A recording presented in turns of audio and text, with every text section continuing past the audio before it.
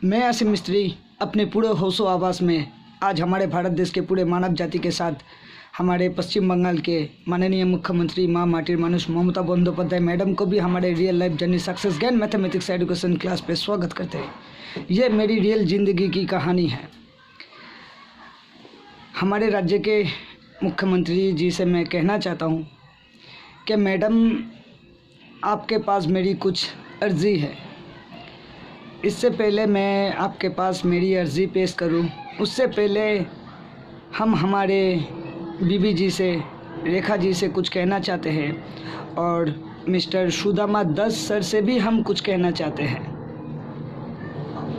रेखा जी, मुझे बहुत खूबी पता है और ये आपको भी पता है, आपके दीदी को भी पता है, आपके माँ को भी पता है और आपका जो मास्टर ब्लास्टर, जो एडिट मास्टर जो है, जिन्होंने साइबर क्राइम किए हैं। रेखा जी, हमने कभी भी आपसे कोई झूठ बात नहीं बोले और ना तो हम आपसे कोई झूठ बोल के आपके साथ रिश्ता बनाया। जब सुभाष ग्राम में हम वहाँ पे आए, उसके ठीक 13 दिन बाद आप वहाँ पे रंजीत सरदार के साथ आए और जैसे ही रंजीत सरदार को ये पता लगा कि मैं उसे जानता हूँ, उनके दोस्त लोगों को अगर उनके बारे में बताऊँगा तो वो उसके घर से शायद बेदखल हो जाएगा, तो इस डर के वजह वो आपका साथ छोड़ के भागा। कहीं थोड़ी बहुत मेरी भी जिम्मेदारी थी, उसमें गलती मेरी थी। अगर मैं अपना इंट्रोडक्शन नहीं देते उनको तो शायद वो आपका साथ नहीं छोड़ते हैं। फिर उसके बाद आप आपके माँ के पास गए, वहाँ पे आपके माँ के साथ बातचीत किए। आपके माँ शायद आपको वहाँ से निकाल दिए। फिर आप दूसरे दिन सुसाइड करने के लिए बैठे थे तो घर वाले के जो लड़का है उन्होंने देखा तो आपको बोला कि आपका तो वैसे ही एडवांस दिया हुआ है, आप जाके मेरे माँ से बात कीजिए, वो आपको ज़रूर रहने देगा। रेखा जी, जब मेरी दोस्त की माँ ने मुझसे कहा कि एक लड़की की ज़िंदगी तबाह हो जाएगी, तुम्हारा भी कोई नहीं है, तुम शादी कर लो तो उसकी ज़िंदगी संवर जाएगी। रेखा जी, जब हम आपके साथ सुभाषग्राम स्टेशन पे गए थे तो हमने आपसे पूछा था कि आपके घर में कौन कौन है, क्या हुआ नहीं हुआ, सब कुछ पूछा, लेकिन आप ठीक से कुछ बताए भी नहीं हमें। लेकिन रेखा जी, मैंने पहले भी शादी किए थे, मेरी एक बेटी थी, या फिर मेरी ज़िंदगी में कितनी सारी लड़कियाँ आए, मेरे साथ क्या किया, मैंने हर एक बात आपसे बताई और उसके बाद हम लोग शादी किए। और जब आपको मैंने कहा कि आपके माँ का नंबर दीजिए, आपको माँ को इन्फॉर्म करते हैं, आपने क्या कहा था कि मेरी माँ अगर यहाँ पे आती है तो आपके साथ रहने नहीं देगा, मुझे मारेगा। फिर भी मैंने आपसे कहा कि चाहे कुछ भी हो, वो लोगों को पता लगना चाहिए कि आप मेरे पास हो। जैसे ही मैंने आपके माँ को कॉल किया, आपकी माँ जब आए फिर घर में आके ये कहने लगा कि आपके पति के ऊपर केस किया हुआ है। रेखा जी, ये बात आपने हमसे छुपाए थे, आपकी गलती थी। आपके माँ के जाने के बाद जब मैंने आपसे कहा कि आपने आपके पति के ऊपर केस क्यों किया, तो फिर जाके आपने हमसे कहा कि ये रंजीत सरदार ही जिम्मेदार था, क्योंकि रंजीत सरदार के साथ आपका जो नाजायज़ रिश्ता था वो उसकी पता लग चुका था परितोष को। तो फिर वो जाके आप पर हाथ उठाया और आपकी माँ ने सिर्फ यही देखा कि मेरी बेटी को मारा। क्यों मारा ये आपने भी नहीं बताया और आपकी माँ भी जानने की कोशिश नहीं की। खामखा आप, आपकी दीदी, आपकी माँ, आपका पूरा परिवार मिलके एक अच्छे खासे लड़के की ज़िंदगी तबाह कर दी है। रेखा जी, उस वक्त मैंने हमसे पूछे थे आपसे कि आपने केस किया कितना साल हुआ, घर संसार आपका टूटा कितना साल हुआ। आप कभी कह रहे थे 3 साल, कभी कह रहे 5 साल। आपको खुद भी पता नहीं था कि आपका रिश्ता टूटा कब तक। लेकिन रेखा जी, उस वक्त भी हम आपसे कहे थे ना कि रेखा जी, गलती आपकी थी, उसके जगह अगर मैं भी होता तो मैं भी वही करता। मेरे पास जितना भी सारा मेरे घर में सामान पड़ा है, आप केस उठा लीजिए आपके पति के ऊपर से, और आप उसके पास चले जाइए, मैं अपना सारा सामान आपको दे देता हूँ। लेकिन आपने माना नहीं। मैंने बार बार आपसे कहा, फिर आपने क्या किया, आपके माँ को इस बात की बात बता दी है और आपकी माँ तब से आपको और हमको अलग करने की कोशिश कर रहे थे। तो इसलिए शायद इतने बड़ा झूठ बोल पाया और इतनी बड़ी साजिश रची गई थी मुझे फंसाने के लिए। रेखा जी, जब मैंने स्कूल पर गया और स्कूल के आंटी जब मुझे मेरी पहली ज़िंदगी की अपनी बीवी के बारे में कह रहा था कि आपकी पहली बीवी बहुत अच्छी थी, बस मैं हैरान रह गया था कि स्कूल में मेरी बीवी दोनों बच्चे को लेके आती है। बीवी एक बच्चा को स्कूल पर छोड़कर दूसरे बच्चा को बिन बोले लेके चले जाती है और एक स्कूल की टीचर मुझसे ये कह रही है कि मेरी पुरानी बीवी अच्छी थी। लोगों की बात अगर शांत से सोचो तो काफ़ी कुछ उसका मतलब निकल के आता है।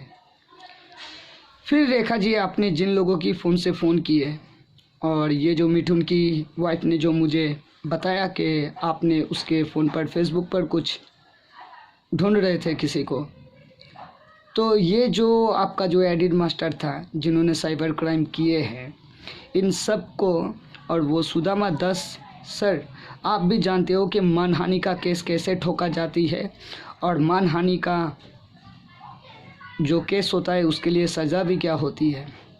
और इन सब साजिश के पीछे आप सब मिले हुए हो रेखा जी। बस मैं हैरान रह गया इस बात से कि हम लोग आनंदपुर में जब रहते थे, वहाँ पे जो एग्रीमेंट पेपर था घर का, उसमें आपका लिखा हुआ नाम आपने काट दिया। अच्छी बात है रेखा जी, छोटे बच्चे का जो हॉस्पिटल का डिस्चार्ज सर्टिफिकेट था वो तो लेके आप चले गए। शायद मेरा वोटर कार्ड, मेरा पैन कार्ड भी आप पहले लेके गए और आपका पैन कार्ड भी आपने आपके माँ के पास। आपने कभी वफा किए ही नहीं हमारे साथ रेखा जी। हम आपके दिल में रहना चाहते हैं, आपके माँ के पैरों के नीचे नहीं। आपको माँ को बता दीजिएगा ये बात। और रेखा जी, फिर क्या हुआ, जब मैं बहुत परेशान हो गए, आपकी दीदी आई। आपकी दीदी ने खुद कॉल किया। कैसे पता लगा मुझे पता नहीं, मुझे कॉल किया तो दूसरे दिन ही आकर मेरे साथ पुलिस स्टेशन जाके मिसिंग कंप्लेंट की है। वो जो केस स्टडी कर रहे हैं हमारे राज्य के मुख्यमंत्री जी से कहना चाहता हूँ, उनका नाम है सुदीप विश्वास। उनका नंबर भी है और उनको काफ़ी सारा मैंने इन्फॉर्मेशन भी भेजा, काफ़ी सारे एविडेंस भी भेजे कि मेरी बीवी जिस नंबर पे बात किया आधा घंटा तक, वो नंबर टैकिंग पे देने के लिए बोले। ना पुलिस डिपार्टमेंट जहाँ से मेरी बीवी मिसिंग थी वहाँ पे आया, ना किसी से कुछ पूछताछ किया। बस पुलिस ऑफिसर भी मुझे ये कहने लगा कि अगर आपकी बीवी जहाँ पे है वहाँ से नहीं आना चाहते तो हम लोग कुछ नहीं कर सकते। रेखा जी, आप चाहें इस धरती के अंदर छुपे रहो या फिर रियली अगर आप किसी के बिस्तर पे भी रहते हो ना, तो हम आपको वहाँ से भी उठा के लेके आएंगे। उम्मीद करता हूँ ये आपको बहुत खूबी पता है कि मैं कैसा हूँ। मेरी सोच इन लोगों के जैसा नहीं है जो अपने मतलब के लिए, अपने स्वार्थ के लिए किसी के ज़िंदगी के साथ खिलवाड़ करते हैं। और जिन लोगों ने आपकी मदद की है ना, इन लोगों को भी मैं बहुत अच्छी तरह से जानता हूँ। ये लोग इन लोगों की जगह पे सही है, हम हमारे जगह पे सही है, आपकी माँ की जगह पे सही है। रेखा जी, अरुण घर पे पैदा हुए थे ना, उस दिन सुबह से हम आपको कह रहे थे कि रेखा जी 8 तारीख का अगर डेट दिया हुआ है, आज 6 तारीख है, चलिए। आपने क्या कहा कि नहीं ये मेरा गैस का दर्द है, आप गैस की दवा ला दो। जब शाम को 7 बज रहा था तब आप दर्द सह नहीं पा रहे थे, फिर भी मैंने आपको हॉस्पिटल ले जाने की कोशिश किए थे, लेकिन आप तो बीच रास्ते में इस कदर से चिल्ला रहे थे और ब्लड भी, वाटर भी टूटने लगा, तो आपको घर वापस लेके आना पड़ा और बच्चा आपकी कोख चीरकर ज़मीन पे आके गिरा। रेखा जी, वो मेरे लिए एक सबक थी। एक तरफ गोद में खून से लथपथ बच्चे को लेकर और दूसरे हाथ से आपके नाड़ी को पकड़ के बैठे थे उस टाइम आपकी माँ कहाँ थी? कभी भी आपके बारे में फ़िक्र किया रेखा जी? आपका माँ ये कह रहा है कि रजिस्ट्री नहीं की है, वोटर कार्ड नहीं बनाए, आधार कार्ड नहीं बनाए। क्या मैं घर पे बैठ के छाप दूँ? अगर आपका बर्थ सर्टिफिकेट होता, आपके माँ ने तो आपको पैदा जन्म दिए ना, अगर आपका बर्थ सर्टिफिकेट होता तो इतना झूठ झमेला नहीं होता था। लेकिन फिर भी हमने आपका पैन कार्ड बनाए हैं। धीरे धीरे सब कुछ बना देते हैं, लेकिन आपको शायद आपकी माँ बहुत पसंद थी। जब आपकी माँ इतनी पसंद थी तो आप हमारी ज़िंदगी में आए क्यों और दो दो बच्चा लिए क्यों? एक माँ क्या होती है पता है आपको? रेखा जी, यहाँ तक मेरे पास इतना सारा एविडेंस अब भी है, जो मैंने आपको आधार कार्ड के लिए फ़ोटो खिंचवाने के लिए लेके गए थे, उसका भी रिसिप्ट कॉपी मेरे पास है। और सुभाष ग्राम में हम लोग जो शादी किए थे उसका भी फ़ोटो हमारे पास है। और आपकी माँ ने जब मुझसे ये कहा आपके जाने के बाद कि आप परितोष के पास चले गए हो, आपकी माँ ने, आपकी भाई ने आपको वीडियो कॉलिंग किया है, आपको देखा है, मेरे बच्चे को देखा है, अगर मुझे बच्चा चाहिए तो पुलिस केस करके फिर अपने बच्चे को लेने के लिए कहा। इतना बड़ा ललकार मैंने ज़िंदगी में कभी नहीं देखे रेखा जी। अगर कोई मुझे ललकारता है तो मेरे अंदर की एक ज्वालामुखी जो है ना, वो उभरने लगता है। फ़िलहाल अभी भी मैं शांत हूँ, मुझे शांति रहने दीजिए। और जिन लोगों से जो गलती हुई है, मेरी बीवी और मेरी बच्ची जहाँ पे भी है उसको ला दीजिए। और वरना रेखा जी, आपकी माँ ने जो बात कहा उससे तो ये 101% कन्फर्म हो गया है कि आपके माँ को, आपके दीदी को, आपके भाई को, सब लोगों को काफ़ी कुछ पता है। वो लोग बस मुझसे छुपा रहा है। और मजबूरन अगर मैं केस करूँगा आपके माँ के ऊपर, आपके दीदी के ऊपर, आपके दादा के ऊपर, पता है क्यों? क्योंकि रेखा जी, जब आपकी माँ बात कर रहा था, ये जो मेडिटेशन करते हैं ना हम, उस मेडिटेशन की कसम खा के कहते हैं। आपके एडिट मास्टर को भी वो वाला आपकी माँ की वॉइस कॉलिंग रिकॉर्ड भेजे, काफ़ी लोगों को भेजा। अगर वो लोग भी ठीक तरह से एक बार सुनते हैं ना पूरी बात हेडफोन लगा कर, तो आपकी माँ के साथ जब बात कर रहा था तो उसके पीछे एक आवाज़ आई थी रेखा जी, वो आपकी थी। उसके पीछे एक बच्चे की भी आवाज़ आई थी, हल्का सा, वो मेरा बेटा का था, अर्जुन का। फिर भी मैं खामोश हूँ, इसलिए ताकि जो लोग ये हरकत किए हैं, अगर अनजाने में किए हैं तो अपनी गलती मान लीजिए। और अगर मुझे मजबूरन केस करना पड़ा, उसके बाद सिर्फ एक्शन ही लूँगा, किसी को बख्शने वाला नहीं हूँ मैं। और हमारे राज्य के मुख्यमंत्री जी से मैं कहना चाहता हूँ, मैडम, पुलिस डिपार्टमेंट के पास अगर पब्लिक जाती है तो पुलिस डिपार्टमेंट का काम बनता है कि पब्लिक लोगों को सर्विस देना। मैडम, ये तो मेरी बीवी बच्चे मिसिंग हैं, एक 3 साल का बच्चा जो काफ़ी रोने लगता है तो जिसकी सांस अटकने लगती है, मुझसे उससे डर लगता है। और रेखा जी, आप उसको मुझसे दूर रखें, अगर कुछ हुआ उसको, आप सोच भी नहीं पाओगे कि हम आपके साथ क्या करेंगे। अभी भी हम जो कह रहे हैं रेखा जी, हम आपके ऊपर गुस्सा नहीं है, ना नाराज़ है आपसे, बस खफा है आपसे। आपने जो किया, क्या सोच के किया, मुझे कुछ समझ में नहीं आया। और वाकई में अगर आपको किसी के साथ रहना है तो आप बेझिझक रहिए ना रेखा जी। कम से कम एक बार फ़ोन करके बोलिए, मेरे बच्चे को मुझे दे दीजिए। वो बच्चे को बड़ा करके, परवरिश करके हम आपके पास ही भेजेंगे, ताकि बच्चा आपको संभाले, आपके बुढ़ापे पर आपका सहारा बने। क्योंकि रेखा जी, मेरी सोच मेरी दोस्त लोगों के साथ मिलता नहीं है, जिन्होंने मुझे जन्म दिया है उन लोगों के साथ मिलता नहीं है। रेखा जी, हम तो उतने पढ़े लिखे नहीं हैं, लेकिन मेरी मामा तो पढ़े लिखे हैं ना, काफ़ी लोगों को काफ़ी कुछ पता है। मेरी मामा जी से भी मैंने मदद मांगी थी।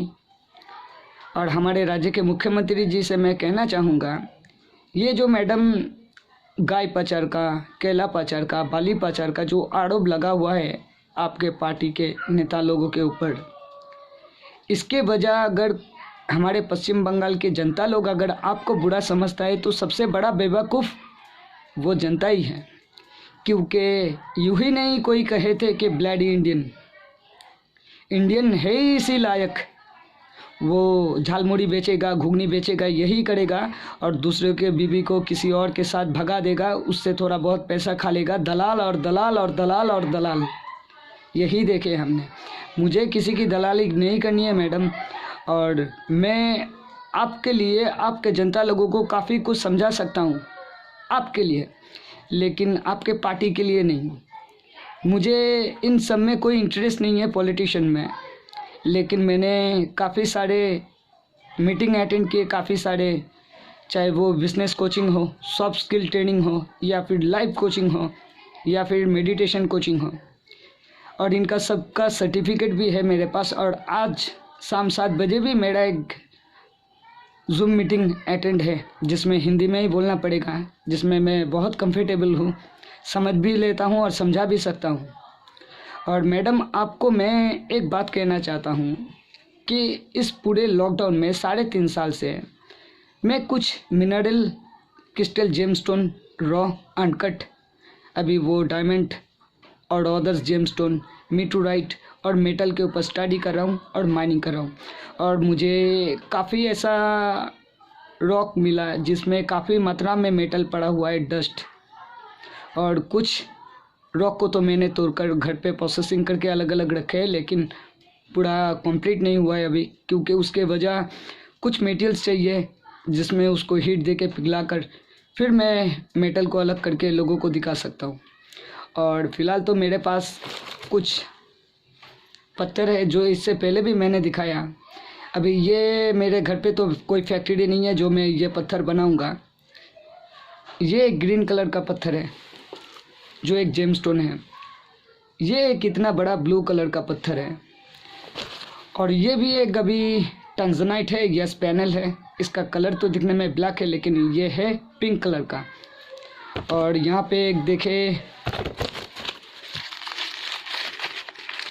जो मैंने आज फेसबुक पर भी फ़ोटो पोस्ट की है ऐसे ही पत्थर का, और इस डायमंड का नाम है हरकीमर, क्योंकि ये जो कष्ट के ऊपर जो वॉल्केनिक होते हैं उसमें से जो रॉक निकलता है, और उस रॉक के अंदर ये सब मिनरल क्रिस्टल जेमस्टोन फंसा हुआ रहता है, जिससे हमारे भारत देश का सरकार हो या पूरी आम जनता अनजान है। और ये जो मैंने मेटल माइनिंग की है, ये भी जो अंडर वाटर वॉल्केनिक रॉक आती है उसके साथ ही मुझे मिला। थोड़ा सा डेमो है, यहाँ से तोड़ के मैंने किसी को दिए थे। तो वो लोग चाहते नहीं है कि हम सरकार तक पहुँचे, क्योंकि मेरा बहुत बड़ा नाम हो जाएगा। ना तो मुझे कोई नाम की दरकार है और ना ही मुझे कोई सेलिब्रिटी बनना है। बस मैंने अपने बीवी से वादा किया था कि अगर भले ही मैं ज़िंदगी में कुछ ना कर पाऊँ आप लोगों के वास्ते, तो मैं अपने जिस्म की दोनों ऑर्गन बेच दूंगा। उससे जितना पैसा मिलेगा हम आपको और आपके बच्चे के लिए छोड़ के जाएंगे, ताकि आपको दूसरों के पास कभी काम पे के लिए जाना ना पड़े। क्योंकि हमारे जैसे मिडिल क्लास घर के बीवी हो, बेटी हो, बहू हो, कोई भी हो या बीवी हो, लोगों के घर पे जब काम पे भेजते तो जिन लोगों का पैसों का बहुत गुरूर होता है, वो लोग सोचता है कि यही, और जिन लोगों की 7 इंद्रियों में सिर्फ एक ही इंद्रिया काम करता है, वो है मूलाधार चक्र। वो लोग सोचता है कि मेरा इतना पैसा है और इसकी बीवी इतनी खूबसूरत है, फिर भी बाहर काम पे आता है, पैसों की दरकार है। जिसको पैसे का दरकार है उसको एक झटके में अगर 5,000 सैलरी के जगह अगर 50,000 रुपया दे दे, तो कोई भी लालची महिला वो दोबारा सोचेगा भी नहीं और अपने परिवार के साथ, अपने पति के साथ विश्वासघात कर ही बैठेगा। और इसके अलावा भी जो नेचुरल डायमंड की जो इंक्लूज़न होती है, इसमें जो शाइनिंग जो दिख रही है आप लोगों को, तो ये शाइनिंग सिर्फ ट्रायंगल क्रिस्टल के ऊपर से ही, जब इसके ऊपर सूरज की किरण हो या फिर कोई भी रोशनी की किरण इसके ऊपर जब पड़ता है, तो इसमें से कलर रेनबो क्रिस्टल फायर करता है। और मैडम, नेचुरल जेमस्टोन की जो इंक्लूज़न है वो तो मैंने यूट्यूब पर काफ़ी सारे जियोलॉजी सर लोगों से एक्नॉलेज ज्ञान हासिल किए हैं और ये बात उन लोगों को भी पता है, हर किसी को पता है। हमारे नरेंद्रपुर पुलिस स्टेशन में भी जाके इसके बारे में कंप्लेंट किए, बारुईपुर एसपी ऑफिस जाके मैंने कंप्लेंट किए, तो डीएसपी के साथ बात होने के बाद नरेंद्रपुर पुलिस स्टेशन में आईसी के पास भेजा, लेकिन 5-6 महीना हो गया ना आपको इन्फॉर्म किए। ऊपर से जब मेरी बीवी मिसिंग है, जब मैंने वहाँ पे मिसिंग कंप्लेंट करने के लिए गए तो वहाँ के स्टाफ लोग कह रहे कि आप क्या करते हो। उन लोगों को पता है कि मैं ये मिनरल मेटल के बारे में उन लोगों के पास गए तो कह रहे कि आपके बीवी को फॉरेनर लेके भागा। मैडम एक बात कह सकता हूँ कि हम लोग जैसा सोचते हैं, जैसा हम लोग हर दिन करते हैं, हम अपने आप को उस हिसाब से ढाल लेते हैं। इसमें गलती किसी की भी नहीं है। अगर जो वाकई में क्रिमिनल है उससे सच उगलवाने के लिए जो पुलिस डिपार्टमेंट जो उन लोगों के ऊपर टॉर्चर करते हैं, तो वो टॉर्चर करते करते लोगों की बात सुन सुन के वो लोग भी हैरान हो जाते हैं और हर एक शख्स को एक ही नज़रिया से देखने लगते हैं। और मेरी बीवी जो मिसिंग है, रेखा जी, हमने आपसे कहा ना, आपकी माँ ने जो बात कर रहा था उसको ठीक से सुनने के लिए बोल दीजिएगा आपके सुदामा 10 को और आपके एडिट मास्टर को और जिन लोगों ने आपकी मदद की है। आपके माँ के पीछे आपकी आवाज़ आई, आपके पीछे मेरी बच्चे की आवाज़ आई, उसके बाद भी कांस्टेंट आपकी माँ झूठ बोलता ही रह गया, झूठ बोलता ही रह गया, झूठ बोलता ही रह गया। रेखा जी, ये सब चीज़ जानने के बाद आपके लिए प्यार बढ़ गया, आपके माँ के लिए नफ़रत बढ़ गए। और जो मेरा दोस्त लोग था, दोस्त ही होता है, क्योंकि मैंने अपने परिवार में किसी से पूछ के दोस्ती नहीं की है और ना तो मैंने अपने परिवार की मर्ज़ी लेके आपके साथ रिश्ता जोड़े थे। आप जिस हालात पे थे, मेरे साथ भी काफ़ी दफ़ा वैसा हादसा हुआ है, मैं तो सह लिया। मैंने सोचा शायद आप सह नहीं पाओगे, इसलिए हमने आपको अपना लिया, स्त्री का दर्जा दिया।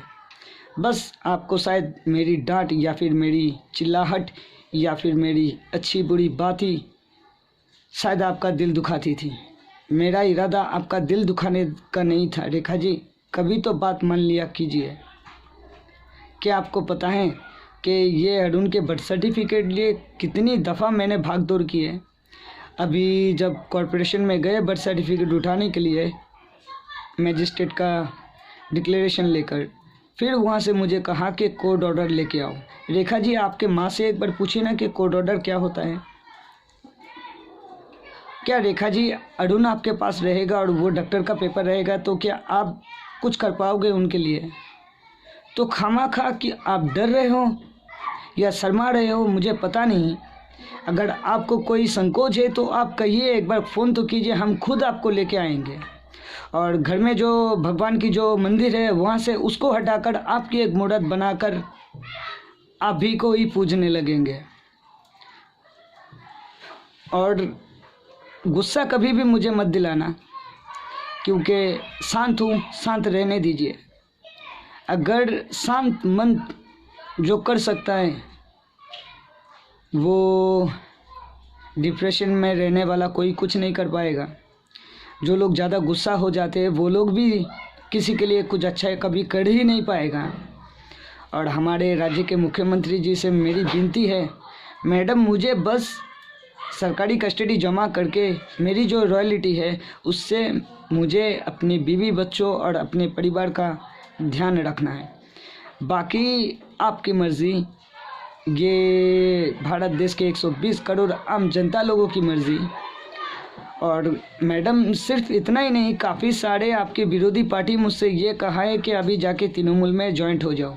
मैडम मैं इसलिए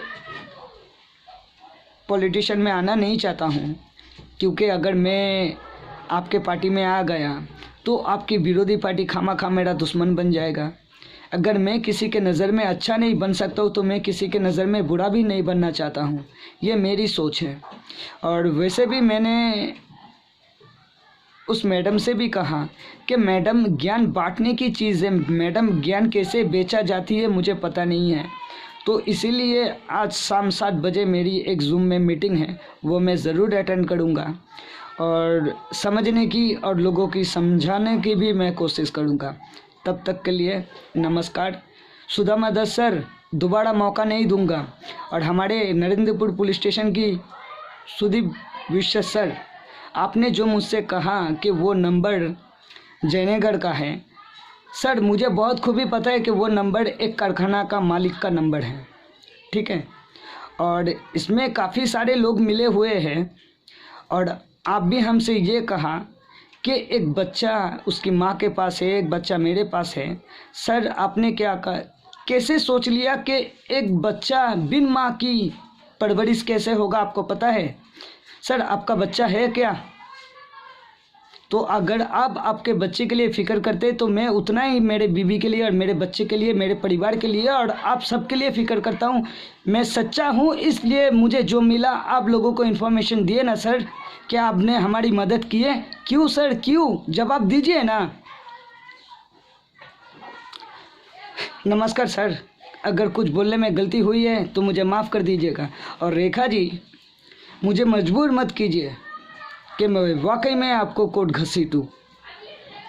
बच्चे को लेके वापस आ जाइए या फिर मुझे कॉल कीजिए, मैं आप लोगों को लेके आता हूँ। हमें आपके ऊपर कोई शिकवा नहीं है, कोई गिला नहीं है। आप मेरी बीवी हो, मेरी स्वाभिमान हो।